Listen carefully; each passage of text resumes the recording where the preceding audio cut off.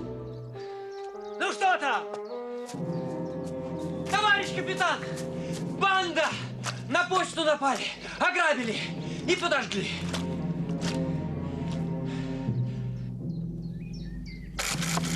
Москва. Главное управление по борьбе с бандитизмом НКВД СССР. Серебровскому. В начале апреля в районе Гродно появилась новая банда.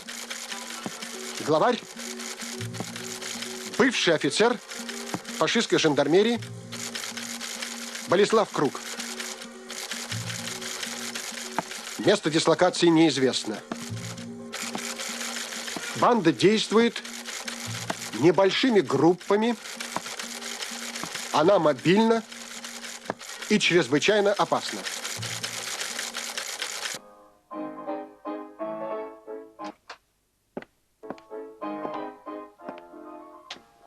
Да брось ты его, Соколов. Климова пришла, с ней лучше разберись. Входи. Твой участок.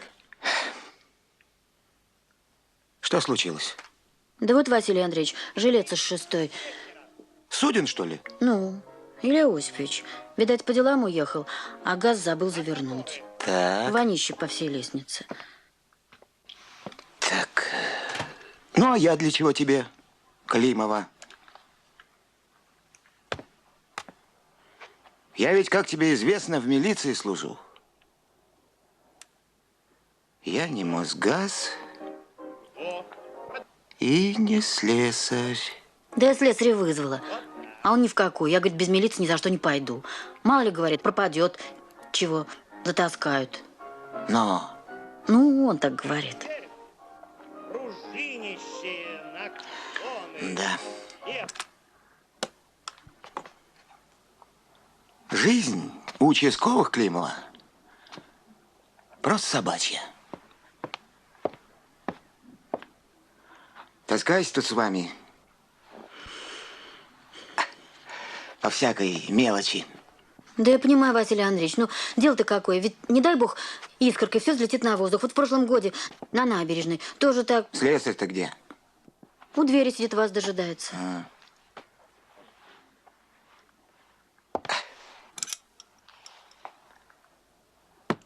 Так.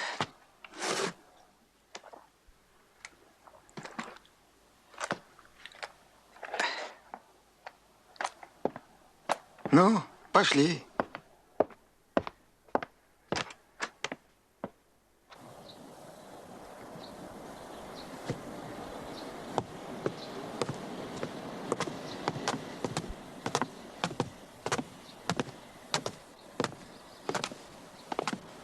Здорово, Петрович. Здорово.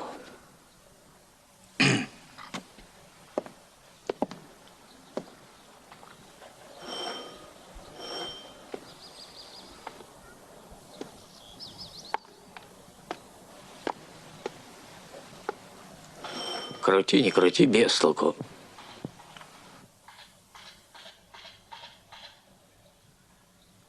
Ну, что будем делать? Ты власть. Тебе решать. Надо вскрывать. Ишь ты, вскрывать. 3 замка и все из нержавейки. Сам врезал. Сам врезал, а открыть не можешь. Кто? Я-то не могу. Да я эти замки, знаешь. Диму Ворошилову письмо я написал. Товарищ Ворошилов, народный комиссар. Ну ты, народный комиссар, давай быстро. В школу уже опоздал. Беги. Умные все, спасу нет. Свети лучше. О, это подойдет.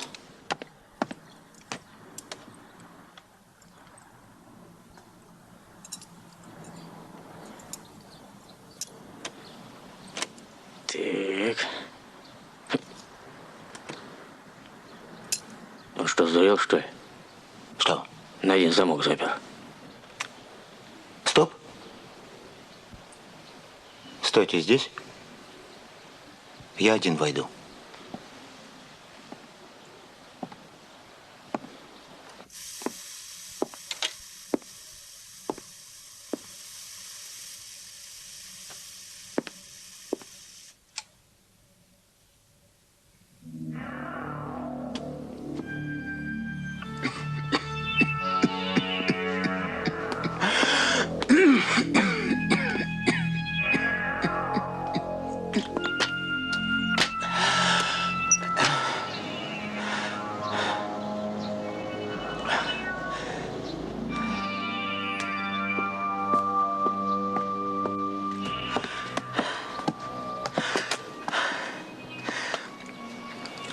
Климова и ты, Петрович, не входите пока и не уходите, будете понятыми. Господи, а что там?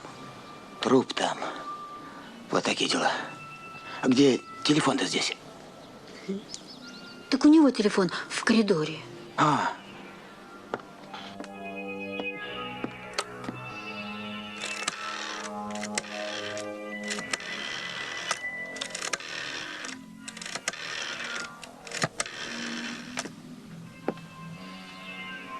отделение? Дежурный 26-го отделения. Леша, ты? Да, что там у тебя? У меня труп. Вот как? Да. Зачатевский, 15, квартира 6. Понял. Доложи Платонову, я жду. Хорошо.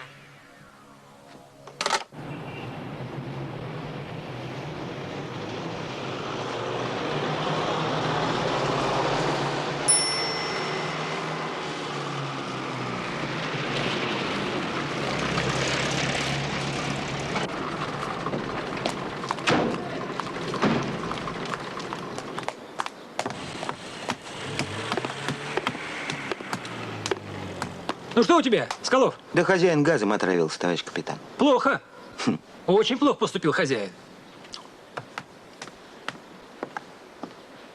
Понятые? Так точно. Здесь живете? Да, вот что. Я звонил в прокуратуру, сейчас следователь придет. Встреть его там, а то он заплутается. Понял. Но мы делами скорбными займемся. Прошу. Давай. Фу.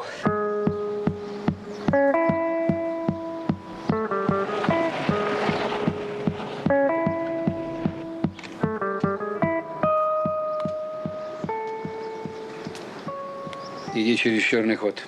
И скажи Илье, хватит дрыхнуть. Я здесь подожду. И никаких чаев, никаких портвейнов. Да ладно, ладно.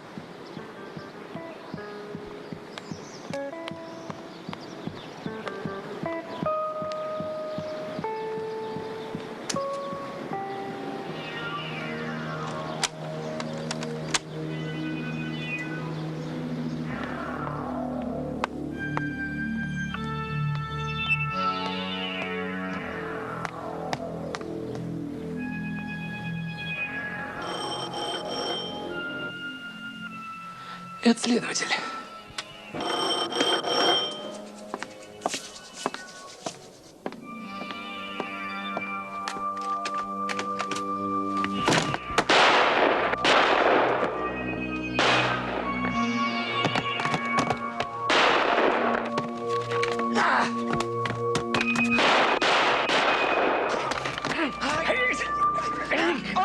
Ты сволочь, гадина!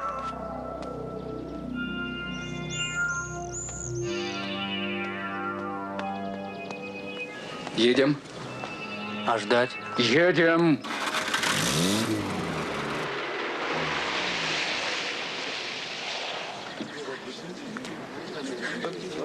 Наверное, из моря приехали.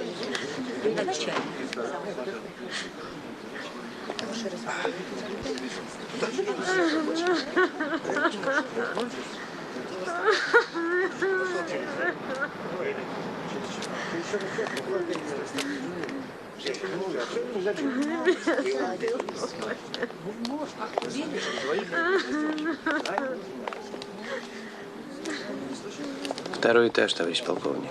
Платонов там. Так точно.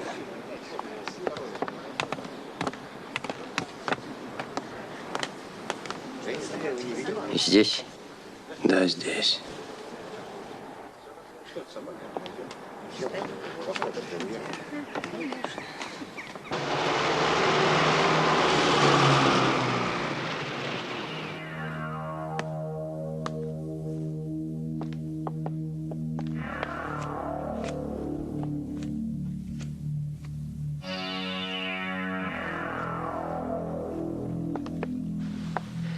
Начинайте, Алексей Павлович. Задержанный. В комнате. Следователь прокуратуры Чернышов Степан Евдокимович. Это полковник Данилов, начальник УББ. Здравствуйте.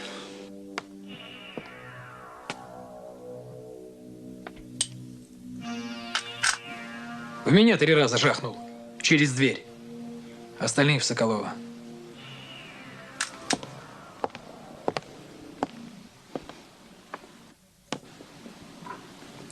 Вот его документы.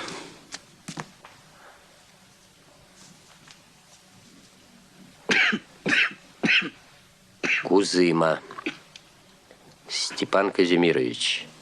Год рождения 21, место рождения село Гольцы Пинской области, Белорусская ССР. Подпись, печать. Прописан. Пинск, улица Зеленая, дом 5. Справка. Она настоящая, Кузыме СК в том, что он освобожден от военной службы по состоянию здоровья. Эпилепсия.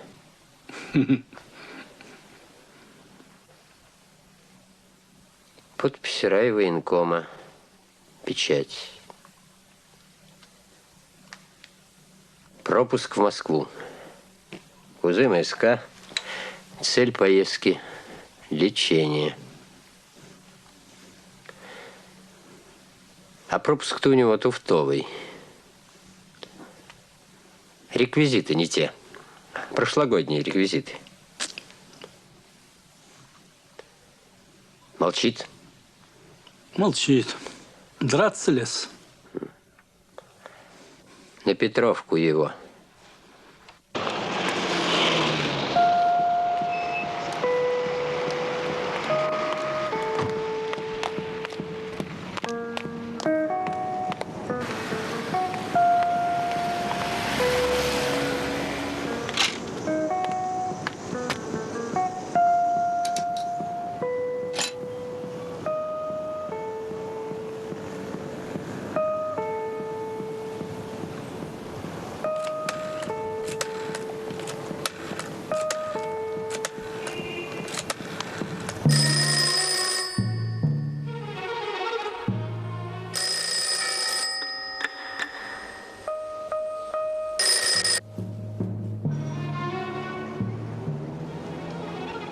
Илья?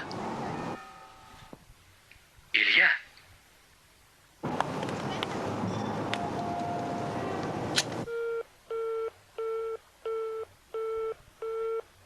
Судя по трупному окоченению, смерть наступила часов 10-12 тому назад. Странно, что он решил отравиться газом. Знал ведь он, что газ часто отключают. Ну что? Чисто. Будто не ели, не пили и даже газ не зажигали. Ни одного пальчика.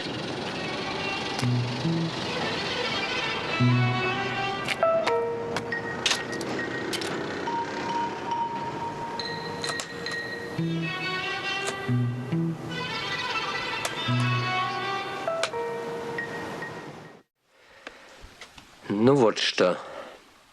Версия о самоубийстве Судина плохая версия. Его убили. Думаю, что кто-то опоил его и включил газ. Кстати, кто это Судин? Приехал в прошлом году. Почему не был в армии? Инвалид труда. На Днепрогэсе придавил его чем-то. Теперь работает... Работал. В системе Азербайджанского потребсоюза. Агент по снабжению Белоруссии товарами народного потребления. И этот эпилептик из Белоруссии. Тоже снабженец или бандит? Или то и другое вместе? Какая тут связь? Во всяком случае, Судина он не убивал. Иначе бы он не стал звонить в дверь. Логично, он не убивал. Просто зашел в гости. Милейший человек, идя к другу, он зарядил парабеллум.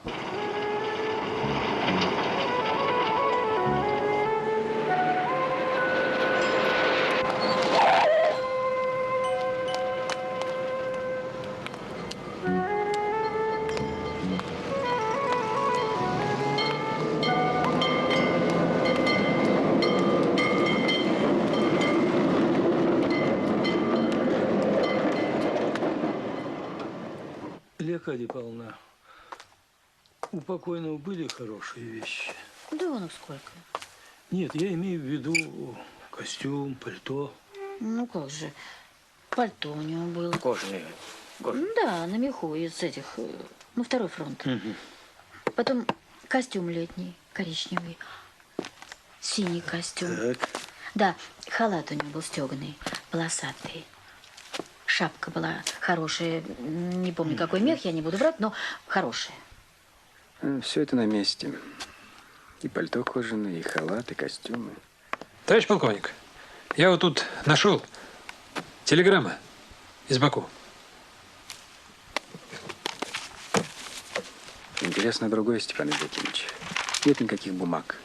Ни писем, ни записных книжек.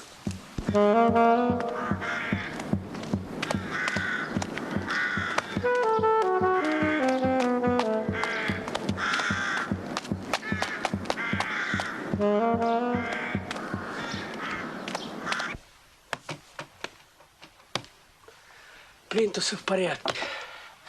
Прибиты намертво. Проверьте подоконник. Ага. А в банках там что?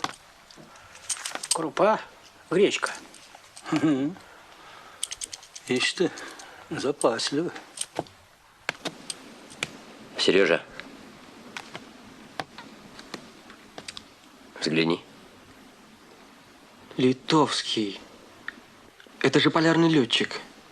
Погиб перед войной. В 1939-м. Это книга из его библиотеки. Ну а как же она сюда попала? Ты меня спрашиваешь? Да.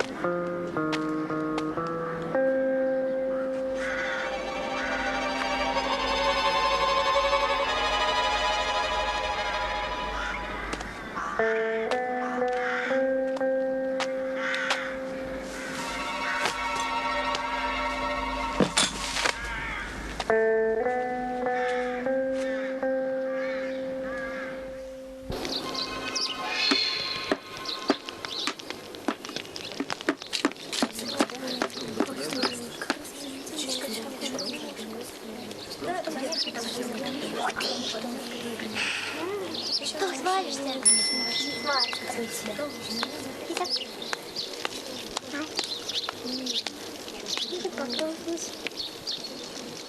Сейчас керосинчику добавим. Мать тебя шкуру спустит. За керосинчик ты. Вообще кто-нибудь ходил к Судину? Военный ходил. Красивый мужчина. В кожаном пальто. С золотыми погонами. Летчик. Ходил он к барыге, к этому жулику. Прости меня, Господи.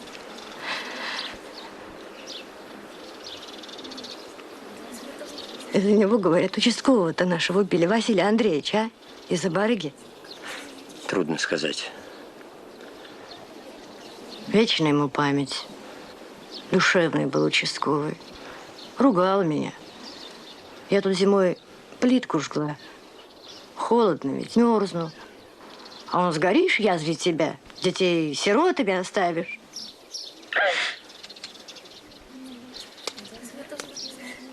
А еще кто-нибудь ходил? Женщина. Лет 40. С лица вроде татарочка или евреечка. Симпатичная. Я попрошу вас зайти в 6-ю квартиру. Мы запишем ваши показания. Товарищ полковник. Ага.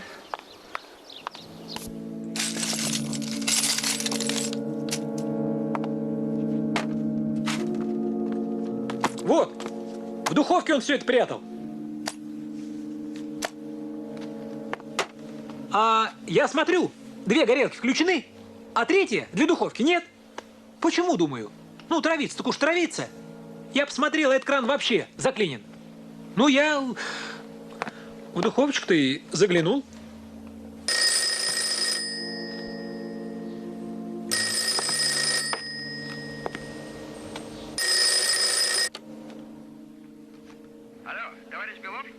Да, Белов. Так.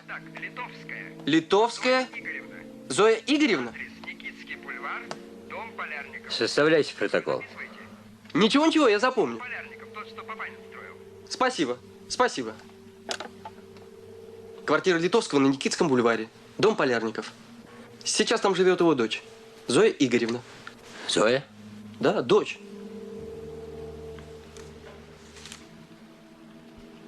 Прочти.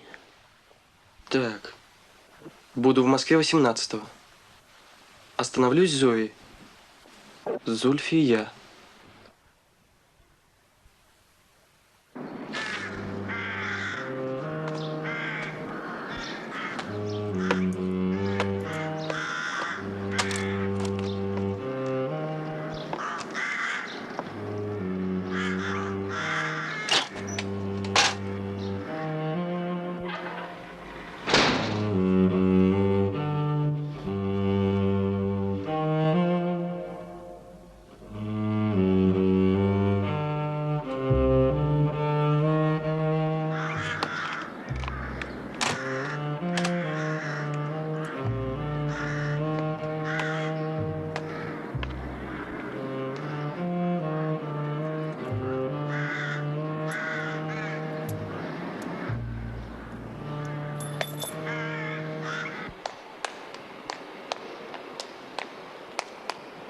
А то вот ведь что бывает. За что? За дачу ложных показаний. Здравствуйте. Дома? Здравствуйте. А куда она денется? 5-й этаж. Пошли. Начальник. С комендантшей потолковал, так она от этой Зои в полном восторге. Честная, работящая. В издательстве «Молодая гвардия» служит. Редактор. Но подтвердила комендантша, что была у нее эта баба из Баку. Жила 3 дня. Документы в порядке. Валиева. Сейчас. Зульфия Аликперовна. И здесь балуются. Уборщица показала, что эта Валиева вчера опять сюда пришлепала. Часов 10. С большим желтым углом. Так что все ясно. Это Зоя или скупщица, или малину держит. В общем, брать ее надо.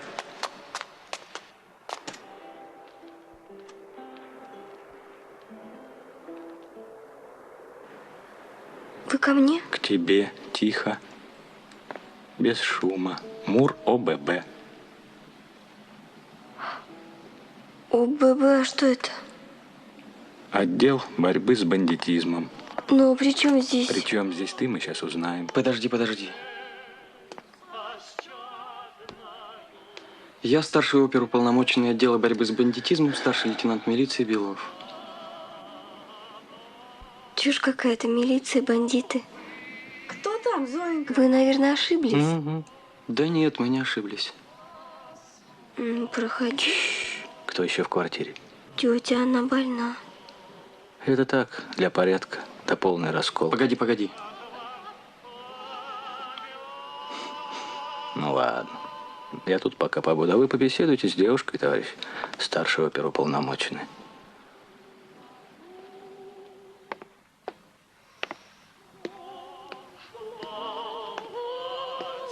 Здравствуйте.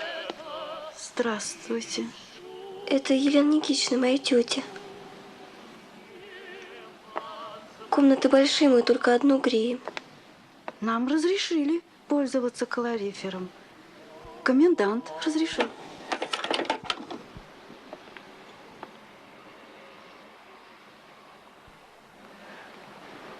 Говорите.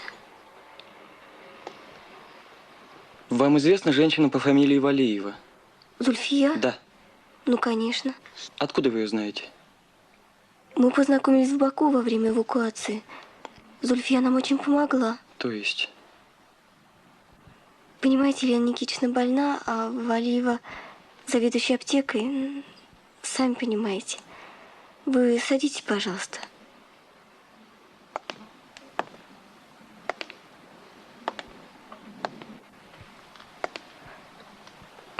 Вот сюда, поближе к теплу.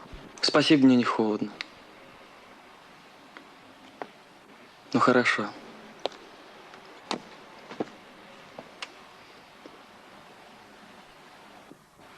Валиева. покупала у вас вещи? Да. Вы понимаете, эвакуация. Чужой город. Цены на базаре просто дикие. А Елене Никитичне врач прописал усиленное питание.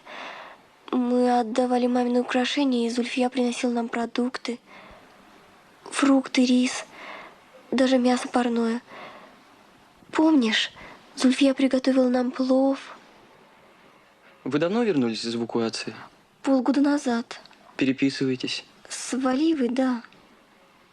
Ну, а ее знакомые бывали у вас? Да. Какой-то представитель из Баку. Илья Иосифович. Кажется, очень странный человек. Всю квартиру обошел, все ощупал. Книжку взял почитать. Да. Жан Сю, «Парижские тайны». Санкт-Петербург. Издание Суворина. 1899 год. А как она к вам попала? Но это не так важно.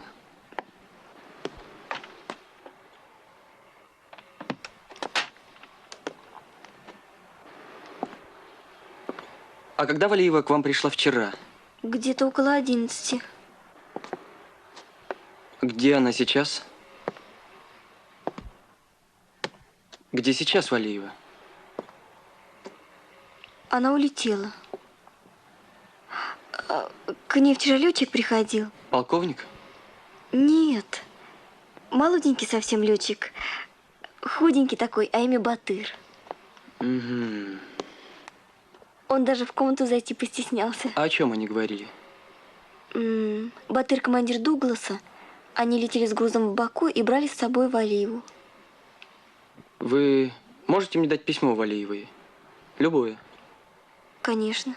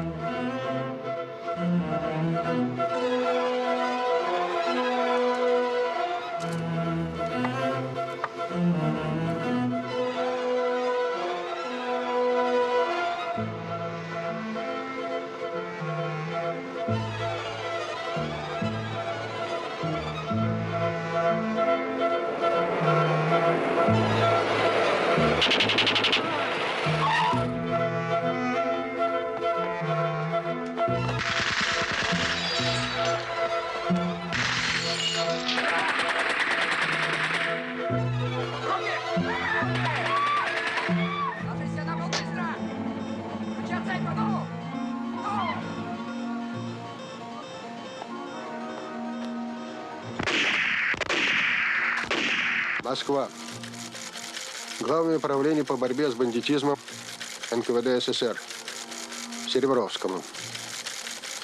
Банда Крука ограбила сберкассу. Похищено 400 тысяч рублей. Убит милиционер Волкутович. Ранена работница сберкассы Гладунка.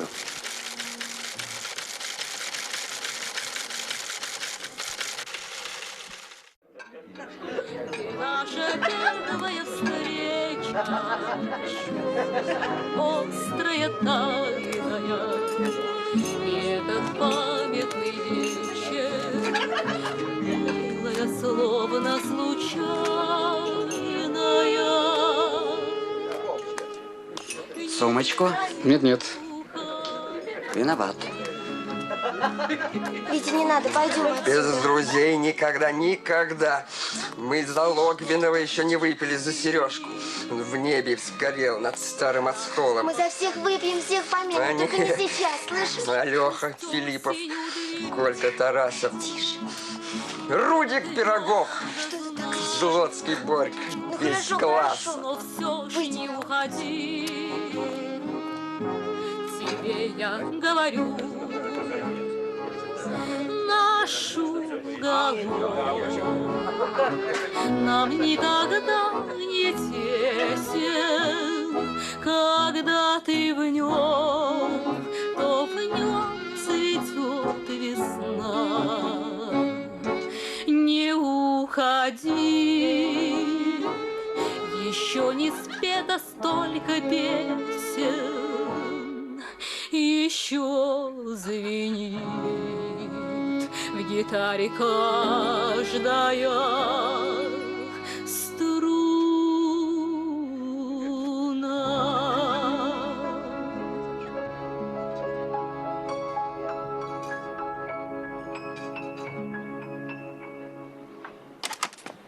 Проходите, проходите.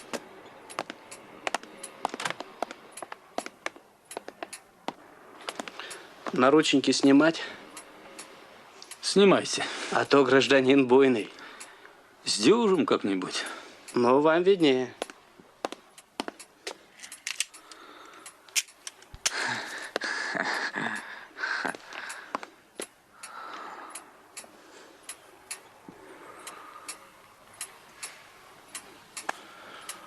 Я следователь прокуратуры Чернышов.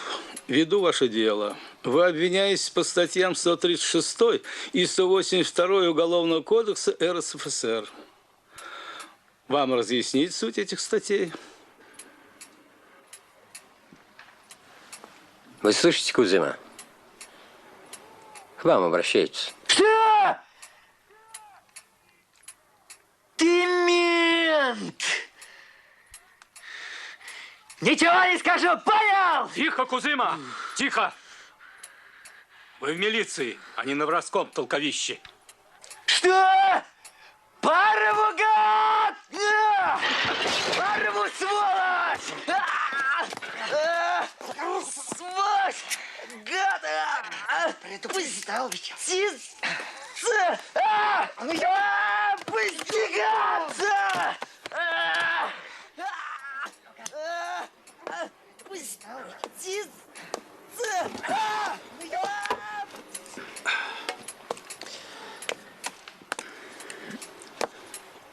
Психоз. Так сказать, высшая форма физического напряжения. Мог порвать. Мог. Вот, чернила. Костюм испорчен. Где у вас можно руки помыть? Вон в той комнатке. Спасибо. Испорчен костюм, из-за которого меня, между прочим, дважды пытались раздеть. Живу-то я в Марьиной роще.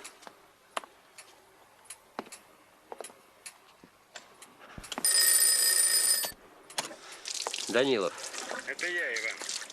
Ну что у тебя? Как живем? Ничего. Живем, хлеб жуем. Что, Кузыма? Что, Кузыма? Да. Да пока молчит. Плохо. Плохо. А у меня есть новость. Сообщение из Гродно. Настоящая фамилия Кузымы Бурковский Степан Казимирович. Это опасный бандит, разысканный по делу Болеслава Крука. А кто это Болеслав Крук? Сволочь. Редкостная. А суден твой не Судин, а Судинский. По кличке Морденок. Я разыскал его в нашей картотеке. Он с этим Круком еще до войны во Львове повязан был. Скупал у него награбленное. И не было никакого Днепрогэса, а был Беломорканал. И был срок 6 лет. До свидания, В Иван общем, я Александрович. свяжусь с Гродно, с полковником Одинцовым. Он сохранил архив, спрятал его от немцев. Может, там найдется что-нибудь полезное для тебя. Хорошо. Позвони мне утром. Товарищ полковник, я вот тут нашел кое-что. Тянуть, думаю, незачем. Что-то много ты сегодня находишь. Всегда у тебя так? Да всю жизнь. Нюх. Что это? Дневник. Оказывается, лейтенант Соколов запись вел. Ну, тут про драки, про квартирные склоки, кто что на заборах пишет. Самое интересное. Сегодня к Судину который живет в Зачатьевском переулке, приехал полковник авиации на «Опеле П-4». Номер машины МА-3726. Что за «Опель»? Автобаз метростроя. Шофер Екатеринчев. Я проверил. Молодец. Разрешите идти? Иди.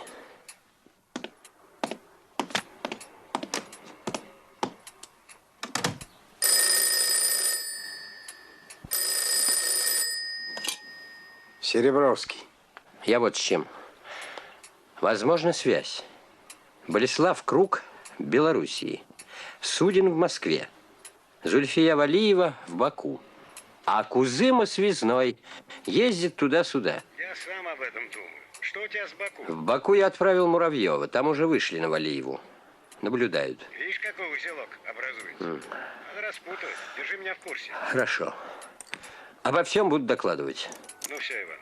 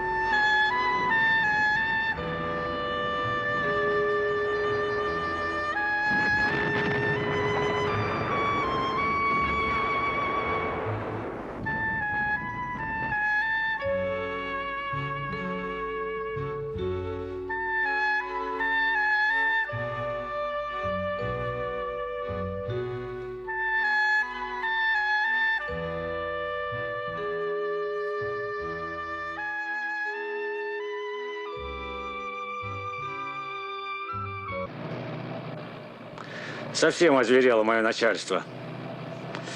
Утро красит нежным светом, а тут бегом, марш, тащи этого шофера. А куда он денется, ворюга? Ну так уж сразу и ворюга. Может, он ни в чем не виноват. Не виноват. Он, между прочим, ведь в отличие от некоторых, возит начальника Орса метростроя. Бронь имеет, жрет, пьет. Да еще Колым имеет.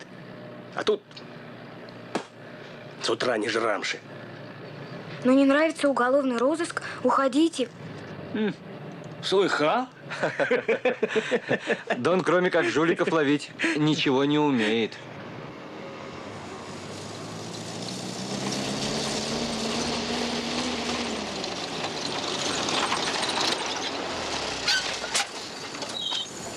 Здесь. Я вижу. Не скучайте, сержант.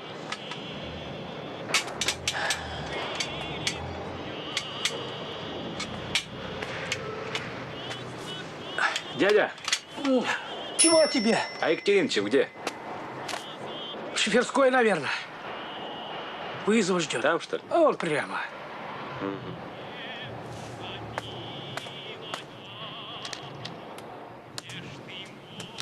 Топорики. Туда-сюда, как свиньи спят. 33 носу 3. Дед! Да на! Сколько ему лет-то? 3 годика! О, квартира. Кричи по одной. 58. Так, так. 81. Барабанные палочки. Бычий глаз. 18. Екатеринчик. Ну, я чё лейтенант? Встань. 71. Ты кто такой, чтобы я тебе вставал-то? 8. Денежки просим. Дядя.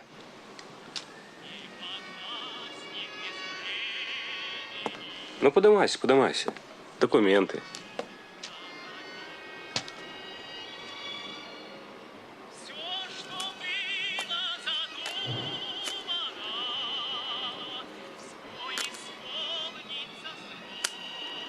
Идем. Куда? Тащить верблюда. И без фокусов. Я стреляю без предупреждения. Давай, давай, давай, давай.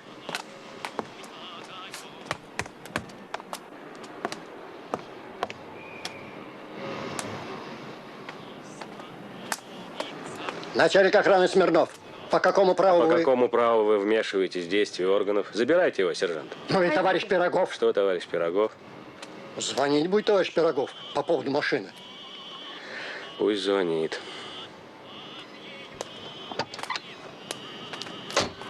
Передайте товарищу Пирогову. Б4-0204. МУР ОББ. Привез, товарищ полковник. За дверью гнида. Пар выпускает. Ты опять? Что?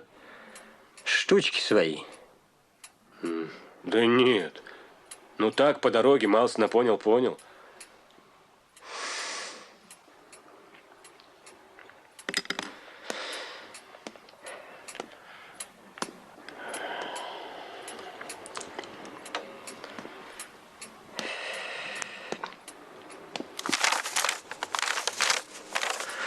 Вас понял, товарищ полковник.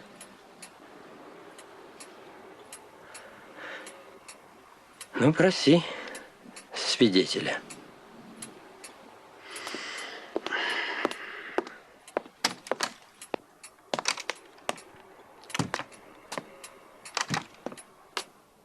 Здравствуйте. Здравствуйте. Проходите. Садитесь.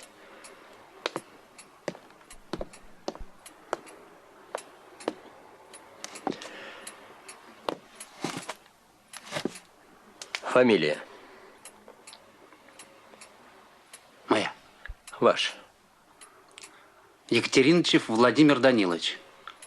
Номер машины? Моей, да? Вашей.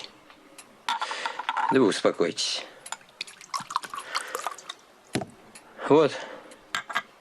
Выпейте воды и успокойтесь.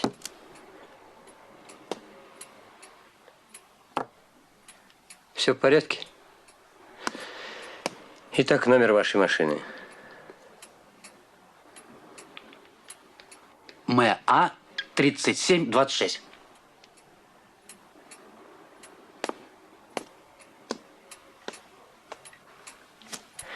Взгляните на эту фотографию. Вы его знаете? Да. При каких обстоятельствах вы познакомились? Возил. Виноват, как-то ехал по Арбату. Они голосуют. Кто они? Ну, вот этот и летчик. Голосуют, я их подвез. Куда? Сначала в Зачатьевский, вот к этому. Потом на Патриаршие пруды, там взяли женщину, и в коммерческий ресторан. Ну, смелей, смелей. Этого я возил редко. А летчика? Почти каждый день. В комиссионных, по комиссионкам. В ресторан, вот, к женщине. Она там поет. Летчик в каком звании? Полковник. Имя? Вадим Гаврилович. Он здесь в академии учится. А где живет? В Салтыковке. Вы ездили туда? Один раз. До переезда. Там стоял как раз эшелон. Ну, Вадим Гаврилович говорит, мол, давай домой, я здесь пешком дойду, недалеко. Когда вы возили его в последний раз? Вчера утром. Куда? В Зачатьевский. Одного? Нет, там был еще один такой длинный, худой. Такая кепка еще. Этот? Да.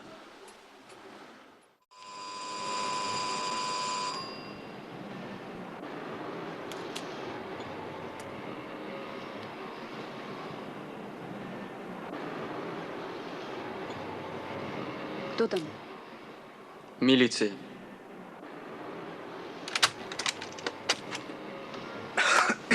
Простите. Вот это мило. Добрый день. Здравствуйте. Документы покажете или как?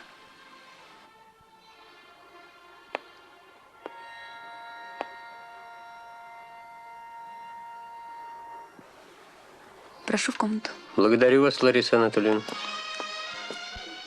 Имя уже известно. Горячее. Проходите, я на минутку.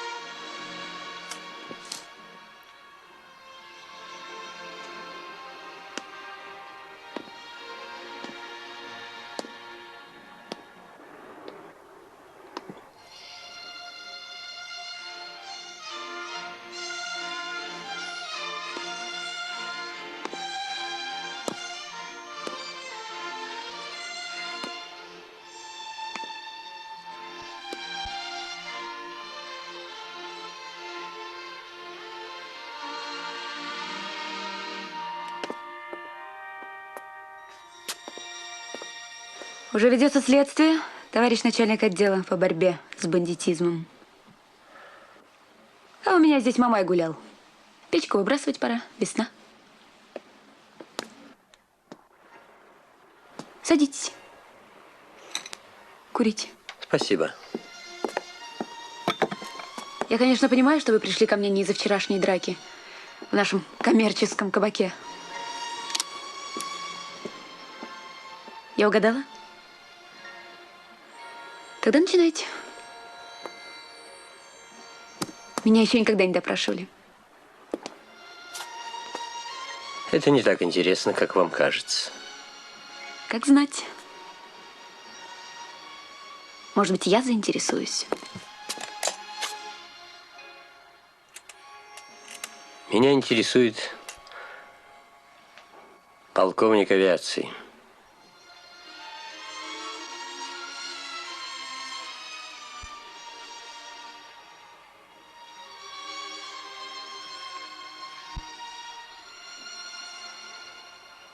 Вадим Чистяков? Да. Не беспокойтесь, я сама.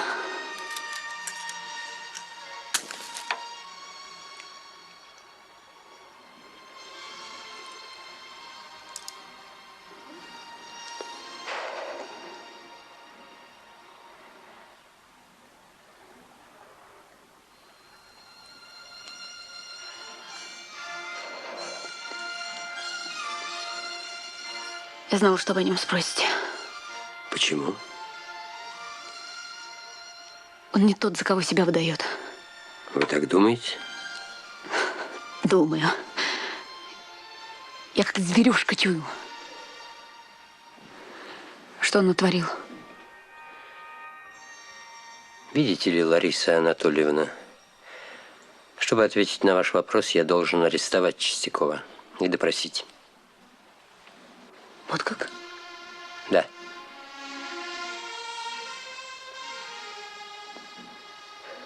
Вы давно с ним знакомы? Да какая разница?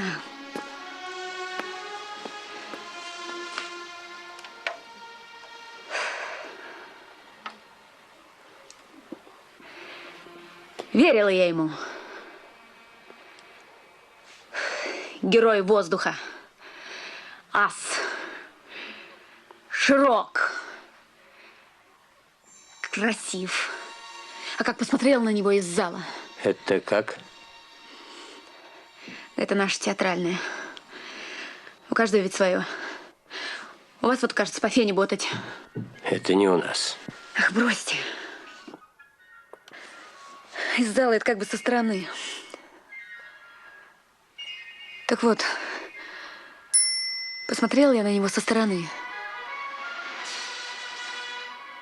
И поняла.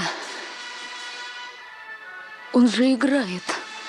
Причем плохо играет, лжет, завирается. Он только на людях полковник, а когда один сам с собой. Я наблюдал за ним. Он, если не выпьет, спать не может. А как выпил, просыпается рано, бежит на кухню, хватает бутылку и стакан за стаканом, стакан за стаканом. А потом сидит, смотрит в одну точку, мучается, боится чего-то. Он придет к вам сегодня? Нет. Он уезжает сегодня ночью. На фронт? На фронт. Господи, если бы это была правда.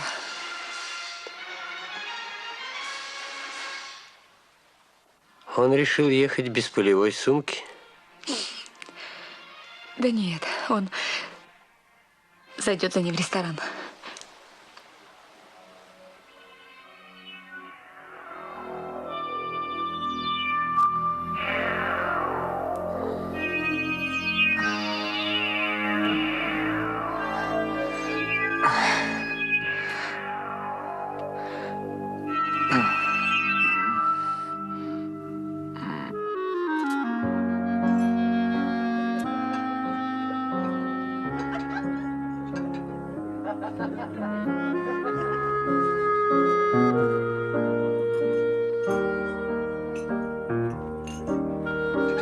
Какой гость. Прошу вас, проходите. Пожалуйста. Вот ваш столик.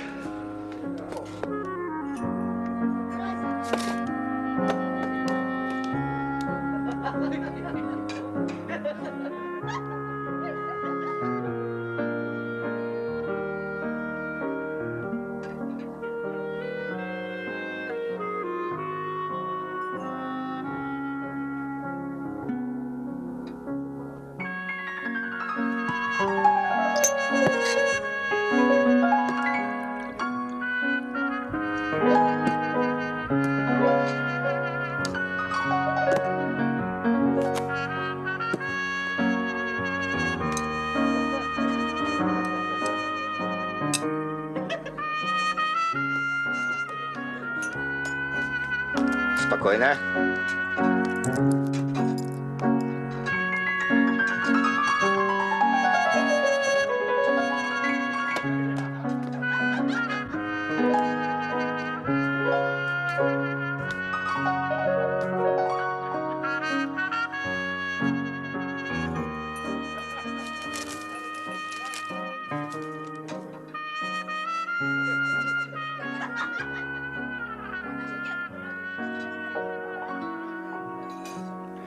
Назовите вашу фамилию.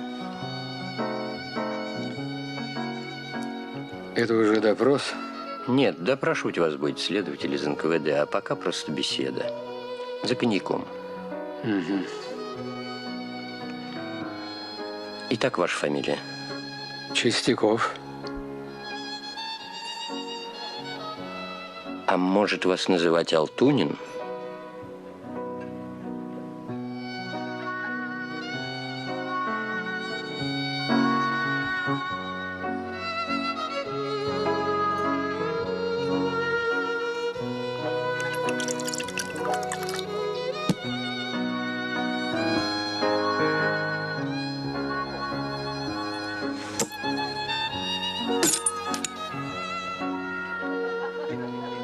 Судя по документам, которые мы обнаружили в вашей полевой сумке, вы военный летчик.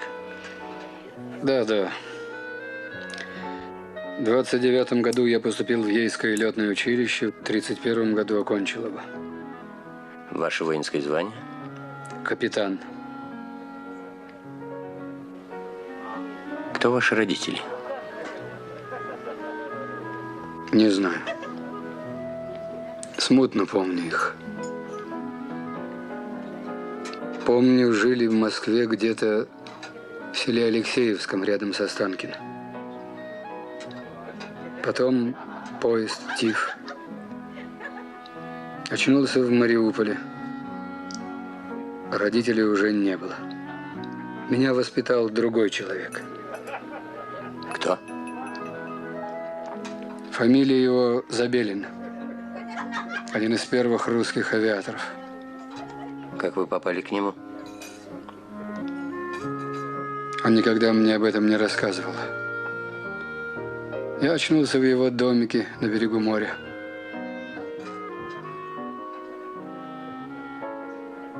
Так и началась моя вторая жизнь. Сколько у вас их было потом?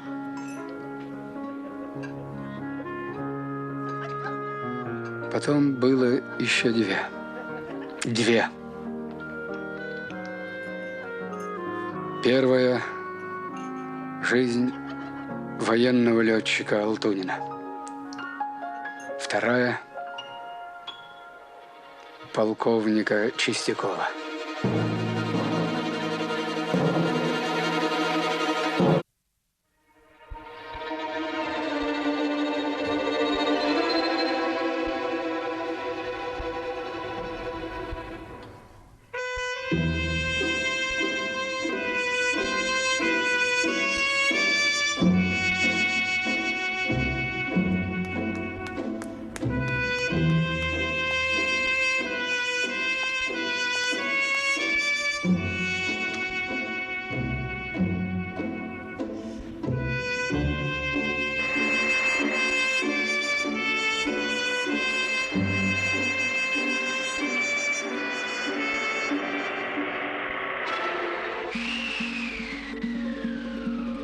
Москва.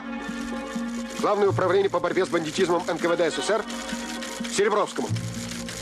Банда Крука напала на деревню Черлен. Убит председатель сельсовета Рыбчонок. Убита учительница Цислюк и 3 ее детей. Убит колхозник Климович. Бандиты угнали лошадей и сожгли хозяйственные постройки.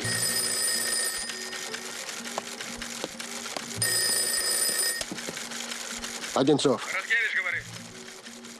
Здравствуй, Павел Мне Петрович. сейчас позвонили из района. Опять у себя ЧП? Опять банды хозяйничают? Да, совершено нападение. Товарищ Одинцов, начинается сев. Ты понимаешь это? Нужна мобилизация у всех наших сил. А мы играем в прятки с бандитами. Мне что, в Москву прикажешь обращаться? Помогите, мол. Сами тут ни черта не можем. Москва уже знает о наших бедах. Знает! У них тоже голова болит. Ведет себя нормально, товарищ полковник. Зарядку по утрам делает. Читает. Вчера парикмахера просил. Что читает? А что дадим, то и читает. Вот сегодня в «Правде». Доклад товарища Зверева. Осторожно, товарищ полковник. А бюджет на 45-й год. Выступление товарища Кулиева, товарища Косыгина. Фронтовую корреспонденцию Бориса Горбатова. Указы о награждениях. Стихи Алексея Суркова.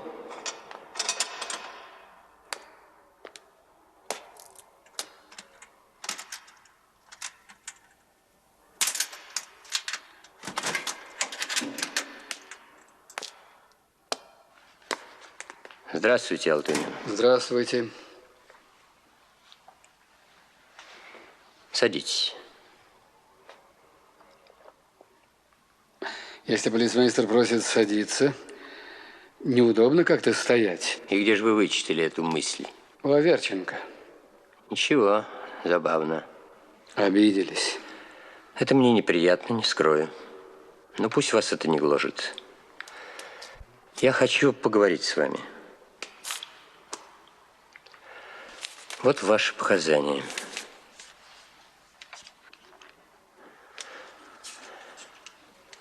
Вы пишете, что накануне войны во Львове сошлись с Зульфией Валиевой. Она познакомила вас с Ильей Судиным по кличке Морденок и с Болеславом Круком, так? Так. Вы начали пьянствовать, шляться по кабакам, влезать в долги. Да. Вы показываете, что еще до войны, точнее 9 апреля 1941 года, в ресторане «Бристоль» вы поссорились со своим сослуживцем, старшим лейтенантом Мирошниковым Андреем Васильевичем.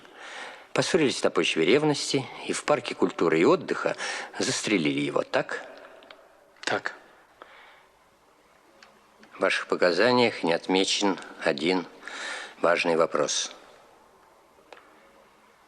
Кто вам сказал, что вы застрелили Мирошникова? Круг. И вы испугались суда, стали дезертиром, связались с бандитами. У Судина, у Морденка в шестерках бегали. В шестерках он у меня бегал. В вашем личном деле, которое нам переслали, есть 3 рапорта. Вы просились в Испанию, в Монголию и на войну с белофинами. Хотели воевать, так? Так. А пришла война. С чужими документами отсиживались на воровских малинах. И Морденок у вас в шестерках бегал. Вот карьера.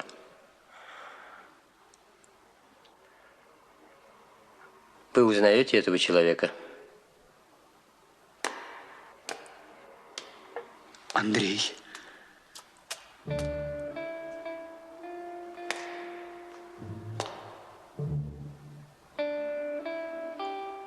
Это он? Да.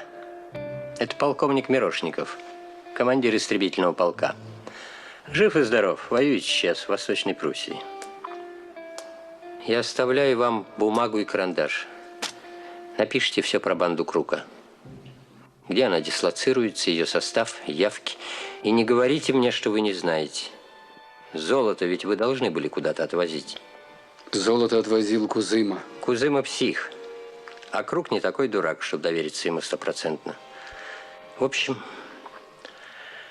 полицмейстер дает вам шанс вновь стать Вадимом Алтуниным, сыном русского авиатора.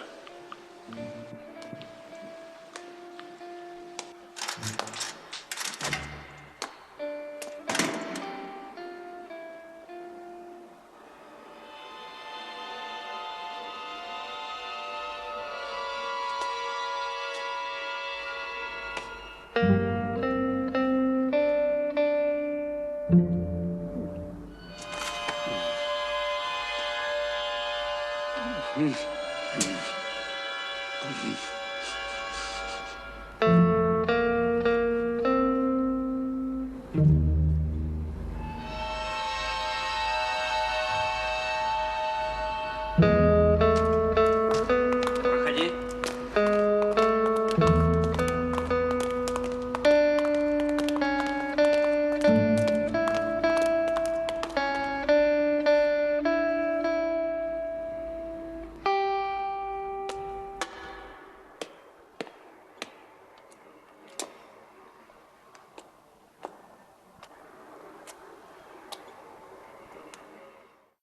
Явка у них в пивной. На Красноармейской улице с 17 до 19 по пятницам. Ты меня слушаешь? Да, да.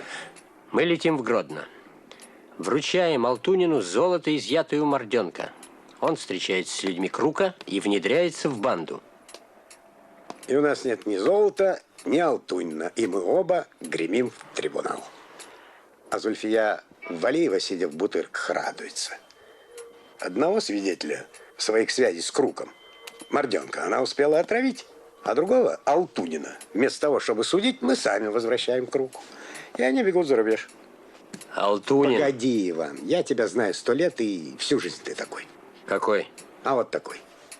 Сейчас будешь говорить, что Алтунин пережил нравственный кризис, моральное, духовное возрождение. Нет, Иван. Наши клиенты устроены проще. Страх. Страх перед наказанием. Вот что может их сломать. У Алтунина свои счеты с Круком. Счеты сводят в подворотнях. А у нас приказ ликвидировать банду Крука. Причем немедленно. В Белоруссии люди гибнут.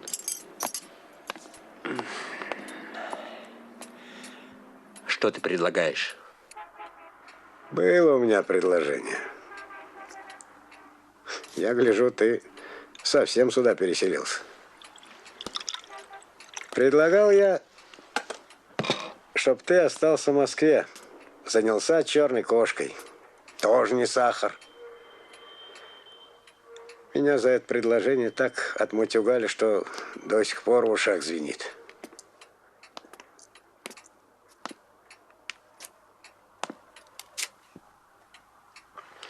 Слушай, Иван, у тебя есть парень.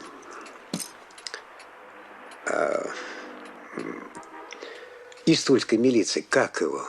Миша Никитин. Никитин. Он семейный? Пока нет, а что? Парень смелый. Пошли его с Алтунину. Вставить фикс вполне сойдет за уголовник. Если Алтунин вильнет, пуля в лоб. И вся игра, так сказать. А почему ты спросил, семейный ли он? Сам знаешь. Одинокого человека всегда легче послать на такое дело. Ведь и у меня не 7 по лавкам. Исключено.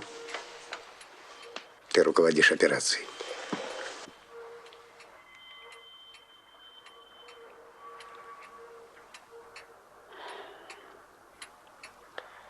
Я подумаю.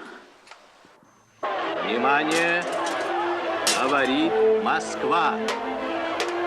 От Советского информбюро. Оперативная сводка за 25 апреля.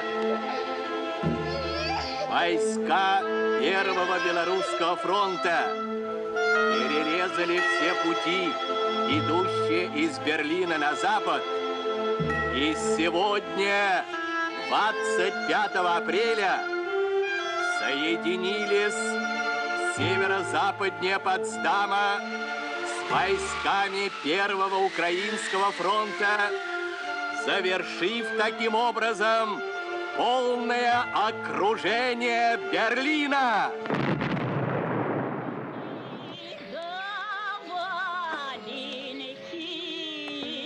Ой, да не подшиты старенькие, нельзя валенки носить, не в чем к миленькой сходить.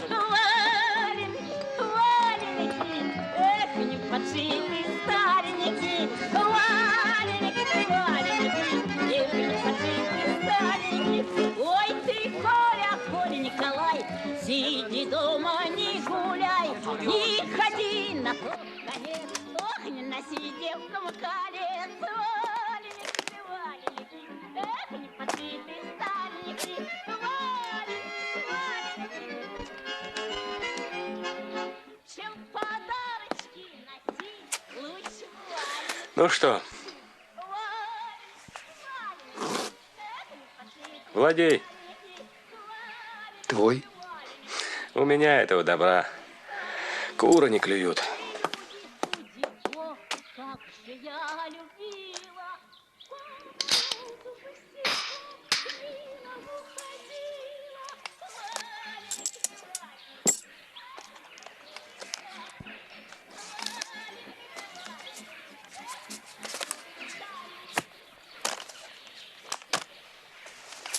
Тут, Вадим, золотишко, камни. Глянь, чтоб знать, с чем пойдем.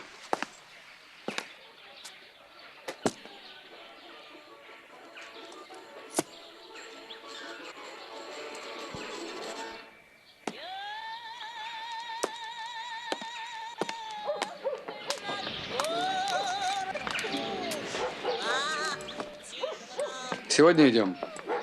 Да. А что, мандражишь? Нет. Ну и правильно. Хивана, есть хива. Чего ее бояться-то? Их ты, ах ты. Вот жизнь-то была. Слышь, а ты знаешь, что тут раньше-то было, припана? Знаю. Бордель. Точно.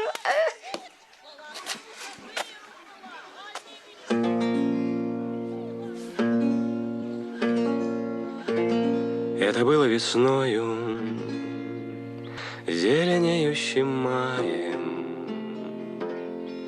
когда тундра оделась в свой зеленый наряд. Мы бежали с тобою, ожидая погони, опасаясь тревоги.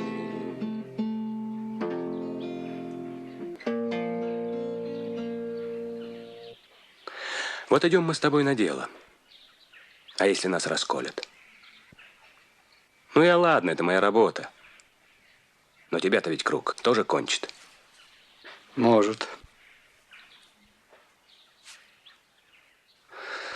Да, дела. С одной стороны, тебя блатные могут на ножи поставить, а с другой стороны, ну, повяжем мы их. Данилову орден. Мне тоже. Сереге Белову, ну, медаль. А тебе? Трибунал. Мне все равно. Лишь бы скорее. Ну и верно. Быстрее сядешь, быстрее выйдешь. По тундре, по железной дороге, где мчит курьерский. Вадим, выпить хочешь?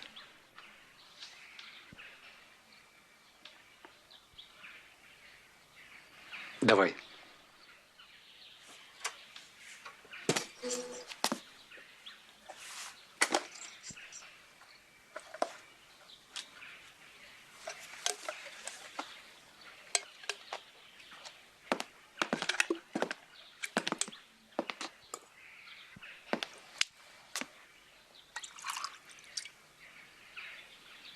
Расслабься.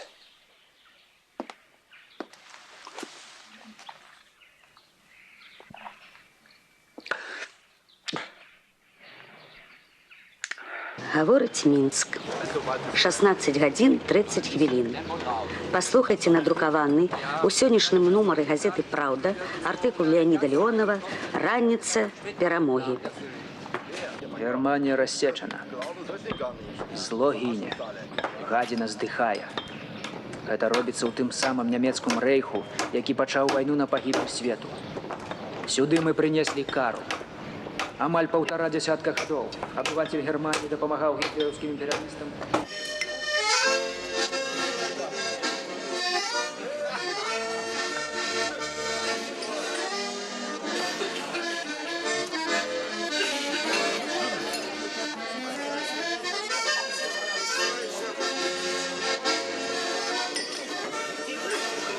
Сыпь, сыпь, дядя, еще одну.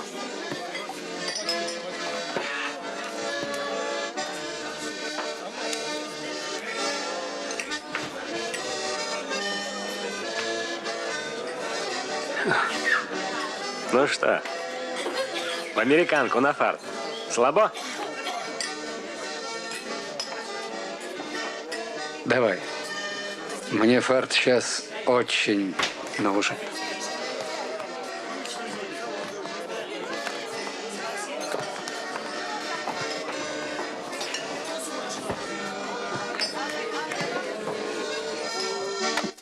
Выросшую цивилизарную человека жабу фашизм. Над ёй шептали тысячагодние заклинания. Пестили ей петлюры, поили вдосталь сёками прусской души. Мы перемогли за тым, что добра мы хотели яшчэ мацней, чым вораги наши хотели зла.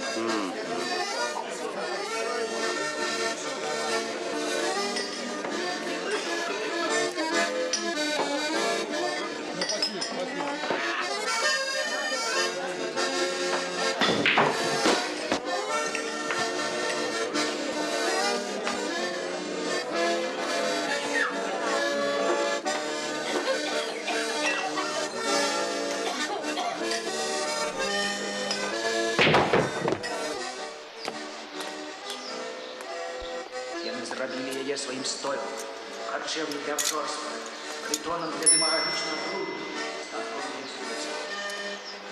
Мы расплачемся с Германией полгнева. Иначе один только ветер начнет ватывать теперь на их лук от мира.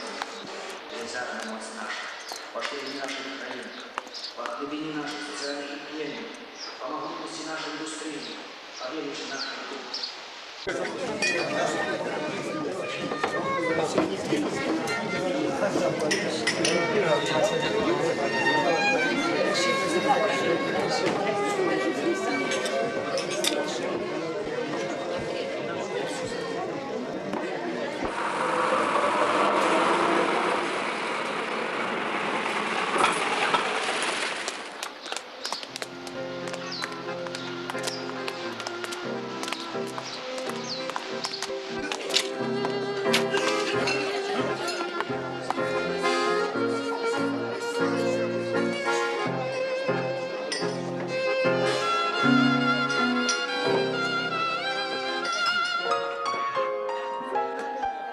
Почему, я сам не знаю, но всегда...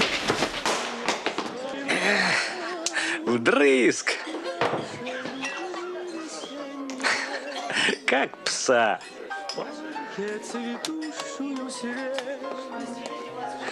Позволь. Ну-ка, дядя.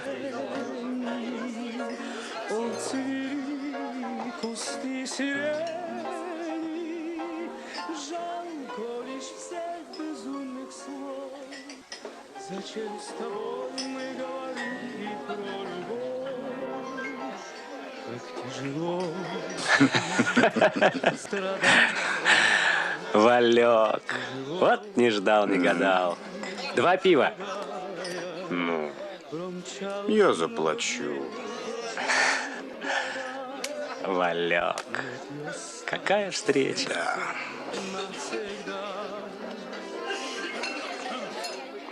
А пиво-то дрянь. Ну, горчит.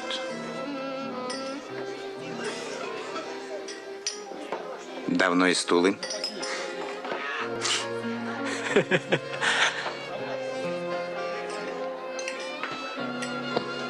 Валек, ты просто отвык от пива. Одичал в лесах Северного Урала. О чем ты, начальник? О том, что тебе еще лет 5-6 древесину-то валить. А пусть работает железная пила. И опять ты прав.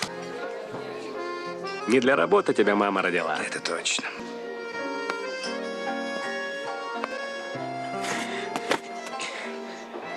Ну, помогите! Кто? Стоять! тяжело, страдая, как тяжело грустить, рыдая. Промчалось много дней, прошли года. Слушай, мент, кого ты здесь спасешь? А ты на меня не тяни. Не тяни! Серый еще! Тихо. Не бери на бас. Ну, где тут твои...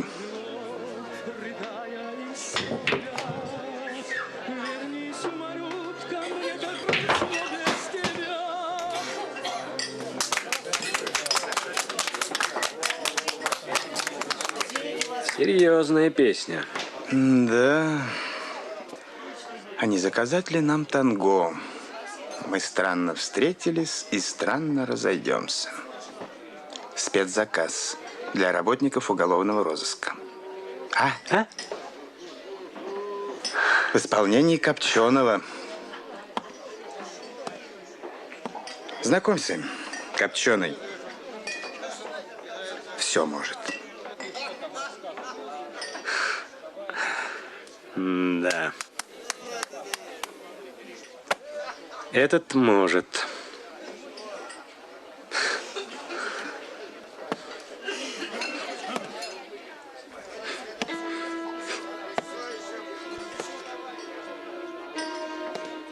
А вам не кажется, что вы принимаете меня за героя популярной картины «Дети, бегущие от грозы»?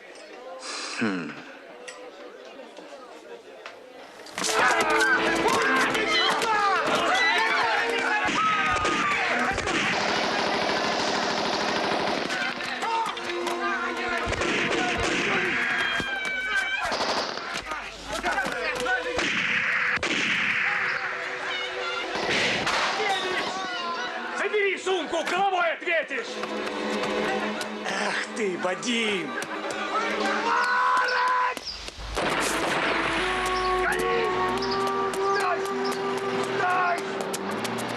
Нейман, фас! Фас! Пусти, коптер! Фу! Нейман, фу! Назад! Назад! Это Вальдкрест, налетчик из Тулы. Узнал меня. Пойди угадай, что он здесь окажется. Собаку, быстро! Все в машину! Вперед!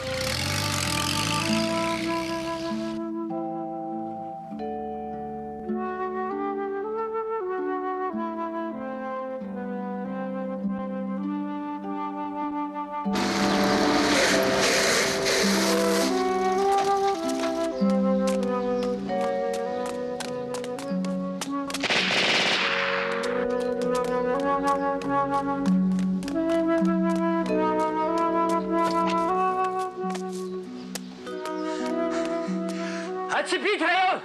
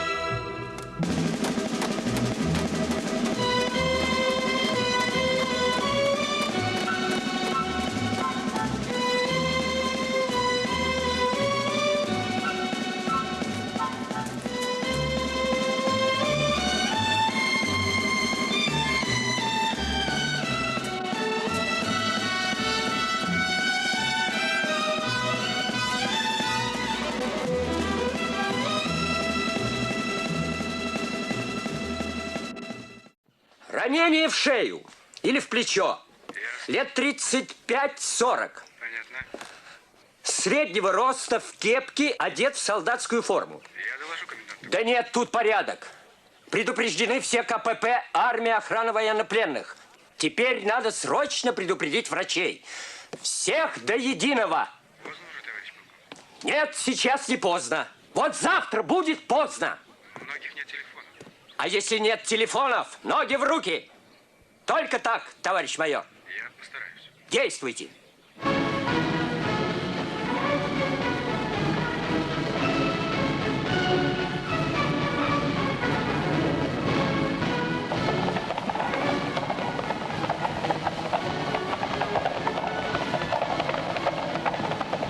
Товарищ генерал, войска московского гарнизона для парада в честь международного праздника трудящихся 1 мая построены. командующий парадом генерал Артемьев.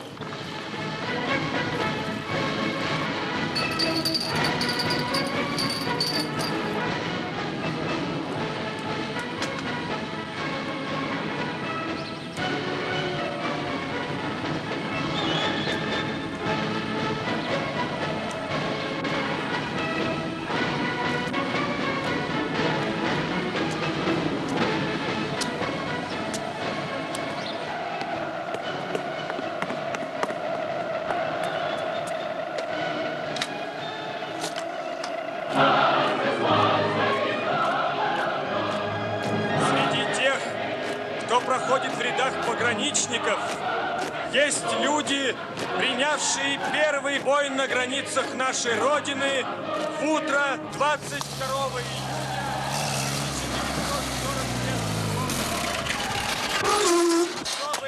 Товарищ, он там сейчас на перевязке. Страшный такой. Разрешите мне, товарищ полковник, охота ему в ясно очи глянуть. Идите вперед, покажите, где он. Идем. Хорошо.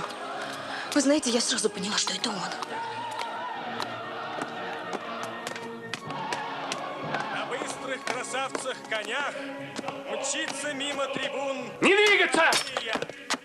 Это те, кто каждодневно совершает дерзкие рейды по тылам неприятеля. Продолжайте, продолжайте. Следуют в лихой атаке дрогнувшие вражеские войска, подобно молнии, обрушивает клинки на головы ненавистных гитлеровцев.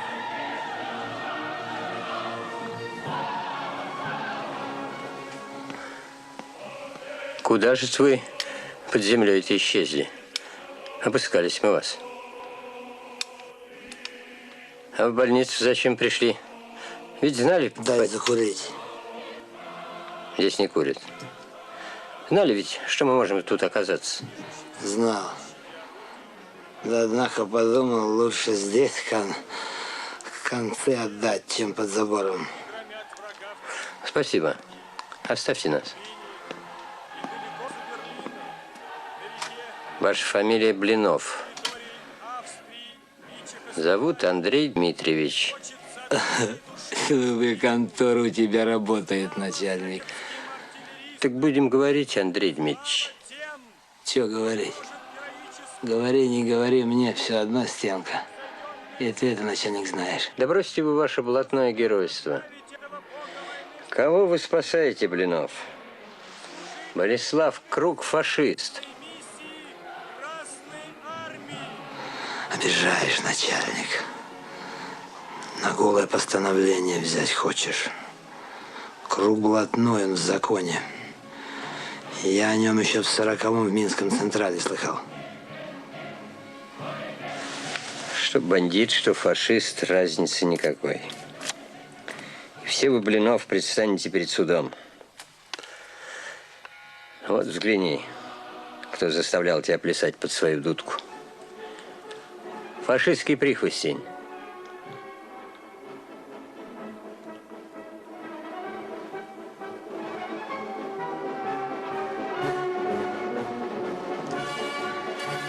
Ну ты хоть дай закурить. А за пивком не сбегать?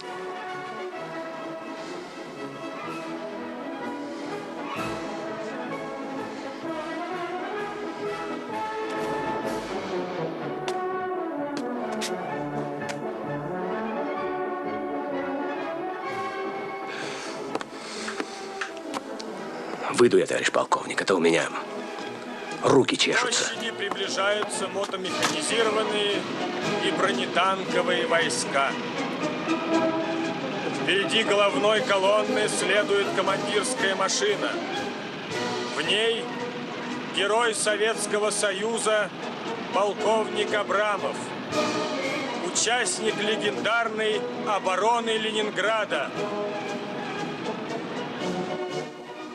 Вот у него 52 человека. Только это добровольно, ты это запиши, начальник. Было 52, сейчас меньше. Блатные дезертиры. Мы в лесу, в старом лесничестве кантовались. В деревне Киржи. Киржи это где?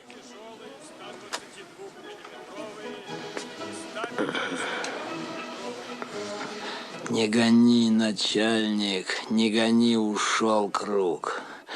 Команду дал доставить летчика на хутор и ушел. Хутор рядом с Киржами. Там ждать велел и не высовываться, за вами, мол, придут. Летчик золото должен был привезти. У Круга в Москве человек есть. Морденок? Все знаешь. Значит, Круг сменил базу. Южнее пошел. А там до польской границы одни леса. Слушайте, Блинов. Вот город, грейдер идет. Вот Киржи. А где хутор? И хватит об этом, Иван Александрович. Сил у меня достаточно, сам справлюсь. Ты езжай в район, ищи следы Круга. Миш, иди в Виллис. Дня через 2 я к тебе приеду. Хорошо. Я жду в районном центре. Добре. Будешь при полковнике.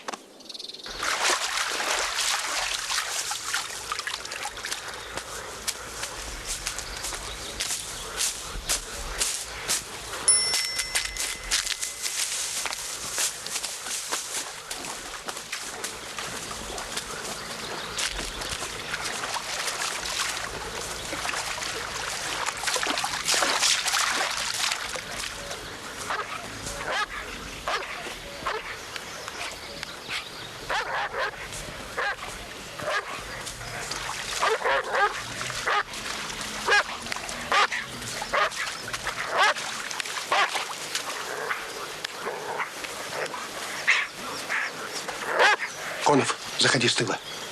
За мной.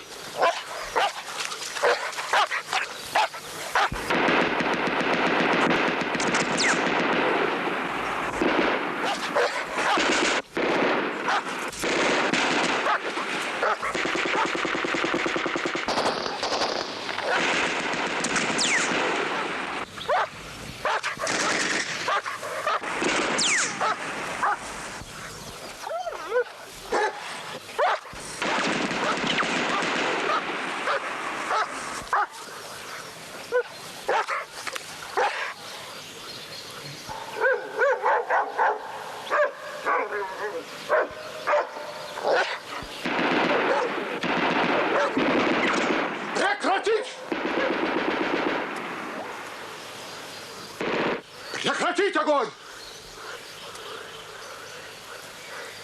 Прекратить огонь!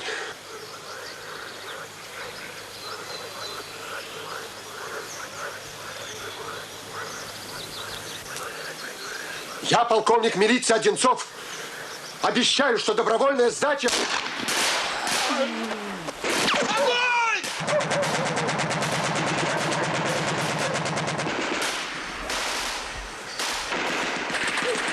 Быстрее! Собирайте, ребята, переведите в машину и в госпиталь, быстро! Давай, давай, давай, давай, давай! Что ты? Ах ты, мать честная. Круговую оборону заняли сволочи, их так просто не возьмешь. Ну, попробуем, дай гранату. Ну давай! Луч огнем прикрой, да патронов не жалей.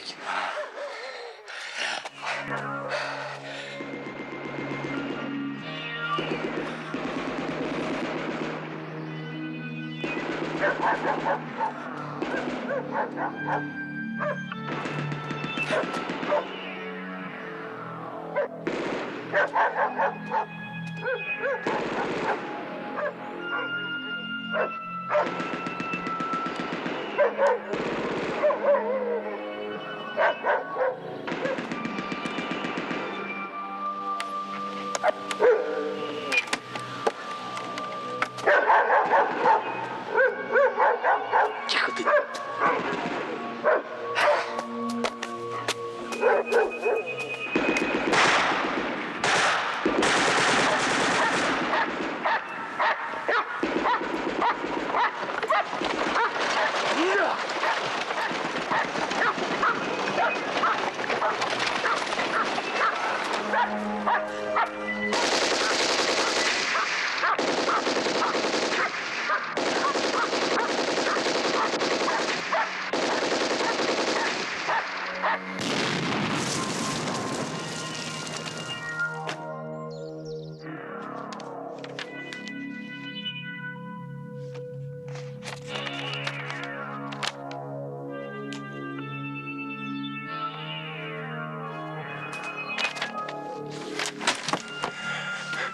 Банда. Промчались на 2 подводах в сторону Ложков. А там товарищ полковник зерно семенное.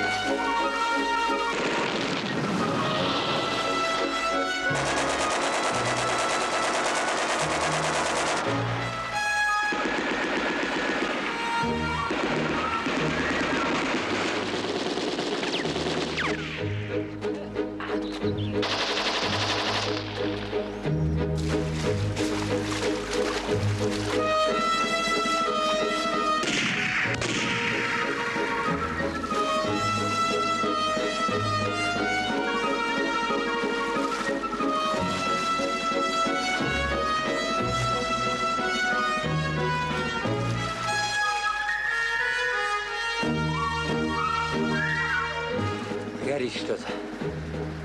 Беда, если семена.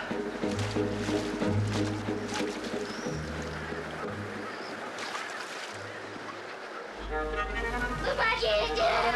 Помогите!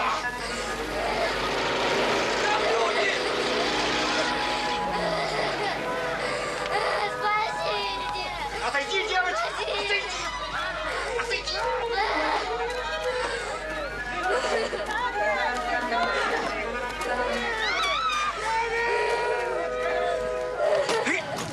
Звери! Фашисты! Людей сжечь! Давай, уходи!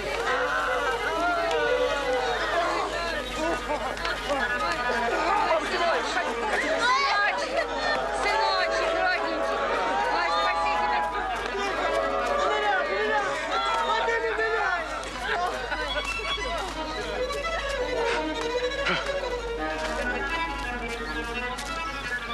Вот беда-то, а?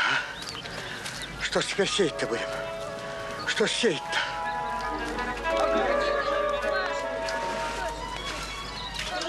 Белов! Да, товарищ полковник. Держи.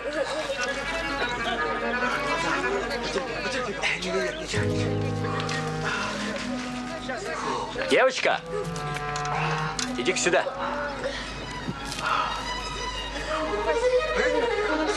Ну, иди, не плачь, маме. Скажи мне, деточка, ты не знаешь, чей это насос? Не знаю. Может быть, почтальон, он колесо надувал. Он уехал, а тут бандиты. Почтальон? Да. Не плачь. Не плачь.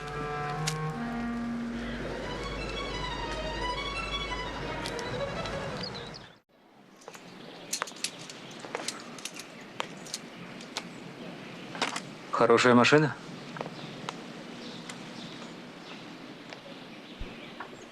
Не жалуюсь.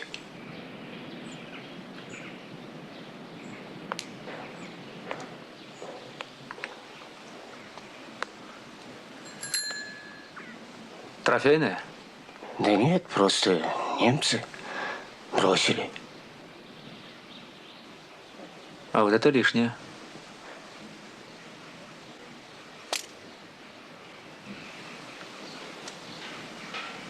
Пошли?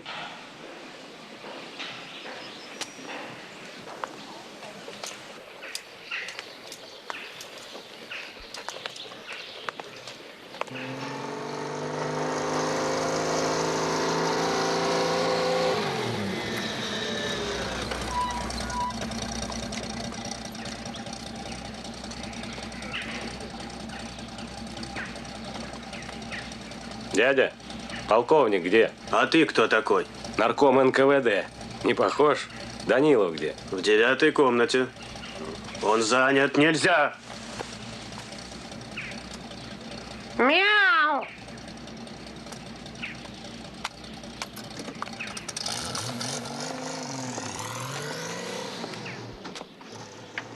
Разрешите, товарищ полковник, я не помешаю? Проходи.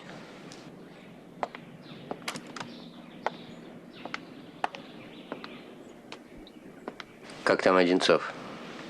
Плохо пока. Пробита легкая. Я вот тут вещи собрал. Вадима Алтонина. И сумка здесь. Не уходи.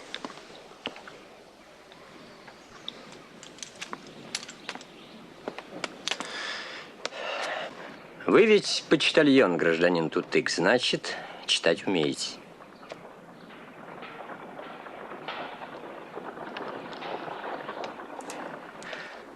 Вот, ознакомьтесь. Статья 59, пункт 3 Уголовного кодекса. Читайте, читайте, там все есть. И о пособничестве бандитам тоже. Это не важно, что вы не убивали сами. Что вы от меня хотите? Где находится круг?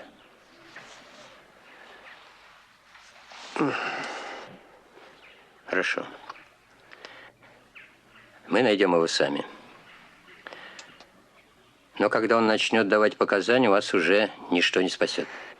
Сперва найдите.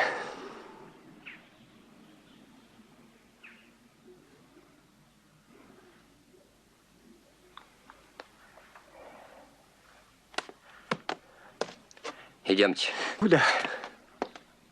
Ну, что же вы? Пойдемте, пойдемте.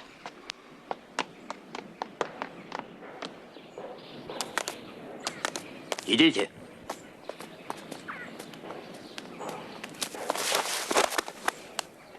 Что? Боишься крови?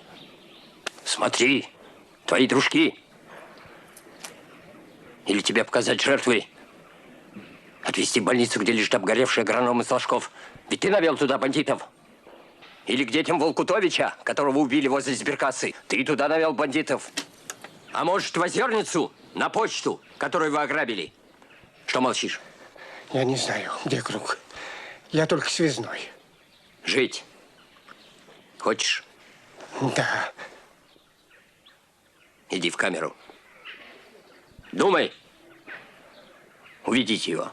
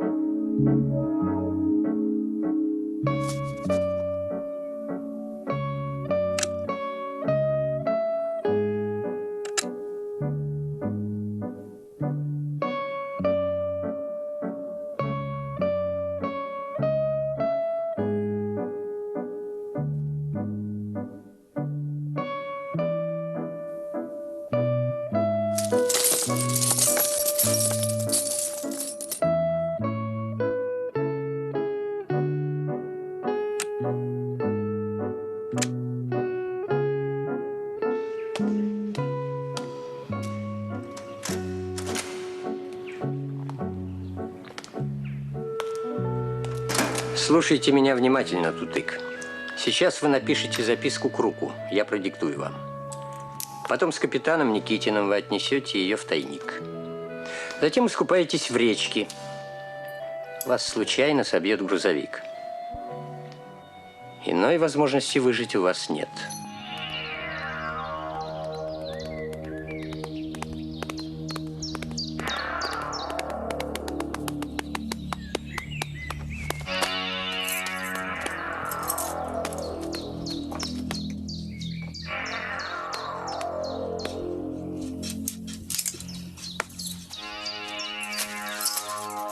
Записка от почтальона.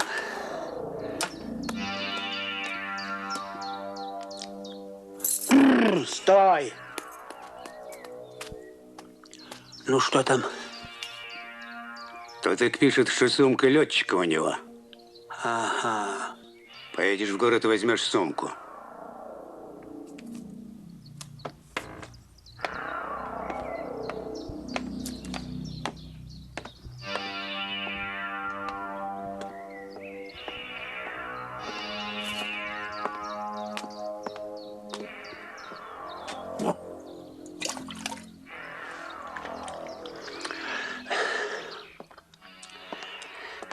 И деньги ему передашь.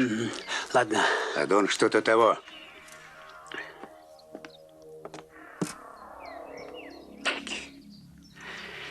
Все с гонором. Дерьмо тоже условий ставит.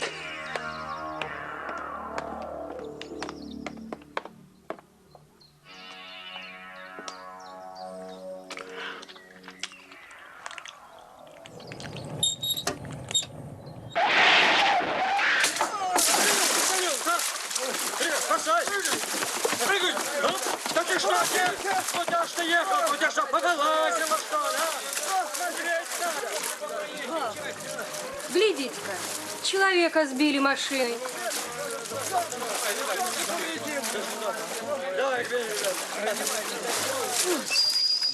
Пьяные они, что ли? Ребята, ты видел, велосипед прикупал? Останем. Гляди, гляди, газеты плывут. Василий, лови газеты. Газеты лови.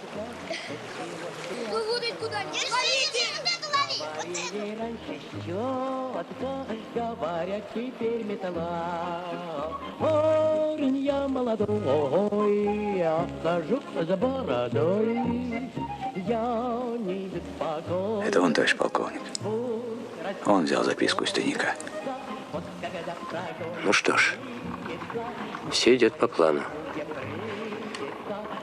Командуйте по машинам.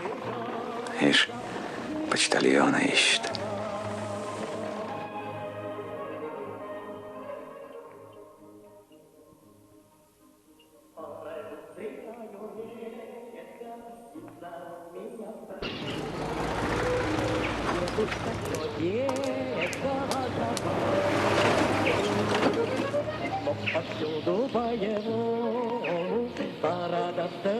Становись! Равняйсь! Ирра! По машинам! По машинам!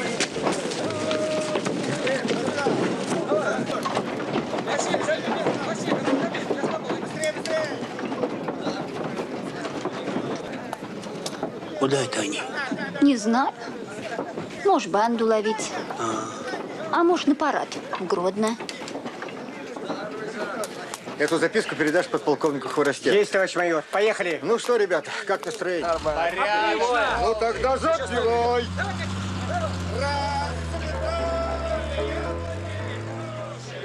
Помню, как памятный вечер падал платочек твой спать, как провожал. Эй, дорогой, давай погадай. Отстань, нет у меня денег. Шляется тут. Какой жадный. Налей кружечку. Жара, черт тебя дери. В горле пересохло.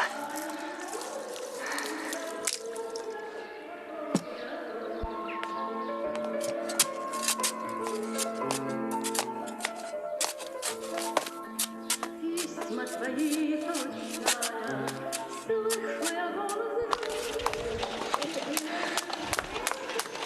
Ребята, Что, дядя? ребята, Ну что? чей это велосипед? Дядя Рыжий, почтальона. А где он сейчас? Так его машина сбила. В больницу его увезли. Мы рыбу удили, смотрим, он летит с моста. Саперы там ехали на зисе. Говорят, там шофер был пьян. Где здесь телефон? Телефон где? Да на почте.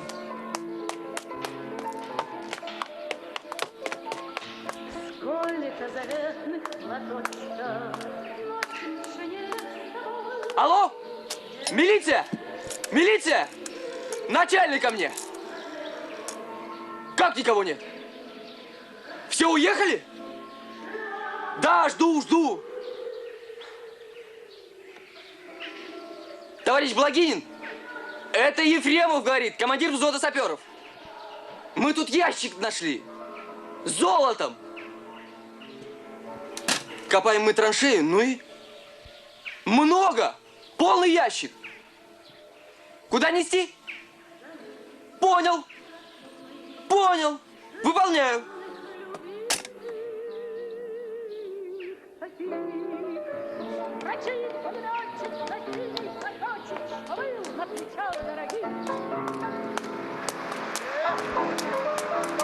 Не подходи! Носилки давай! А ну расходитесь! Расходитесь! Значит так, Начальник милиции распорядился, ящик понесем на почту. Давай грузи. Ничего особенного не случилось, расходитесь! Ну куда, куда? Уйди, мальчик, оттуда! А ну, уйди оттуда! Не мешайте работать! Тяжелый, черт. Осторожно! Ну, суки-то выдержи. Выдержат. Пальцы береги.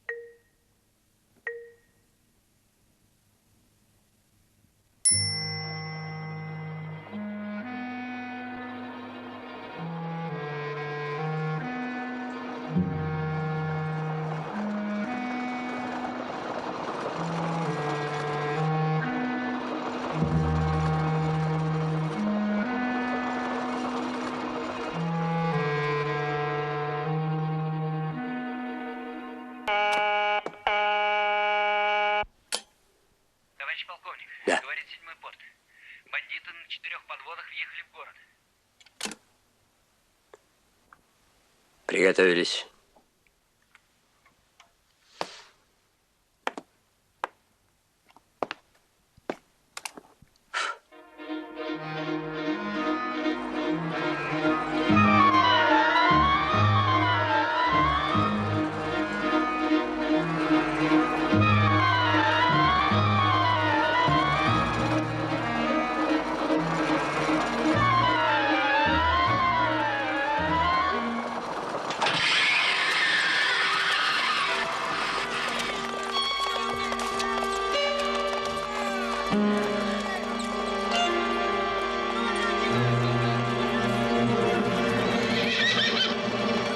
Внимание! Мы предлагаем вам сдаться. Площадь окружена. На крышах домов пулеметы. Руки вверх! Руки! Мы предлагаем вам добровольно сложить оружие. Считаю до 3. Потом открываем огонь. 1.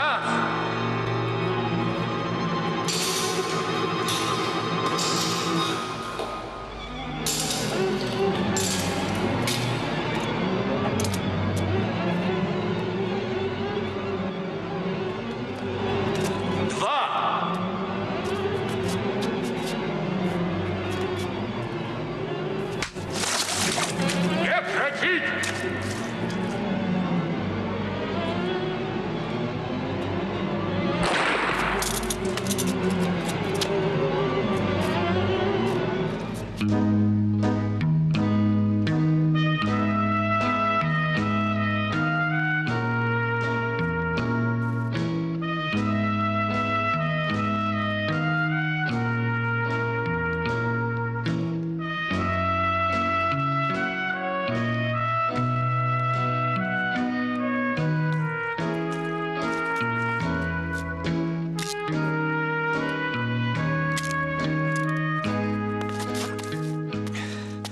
Стоять надо перед полковником милиции.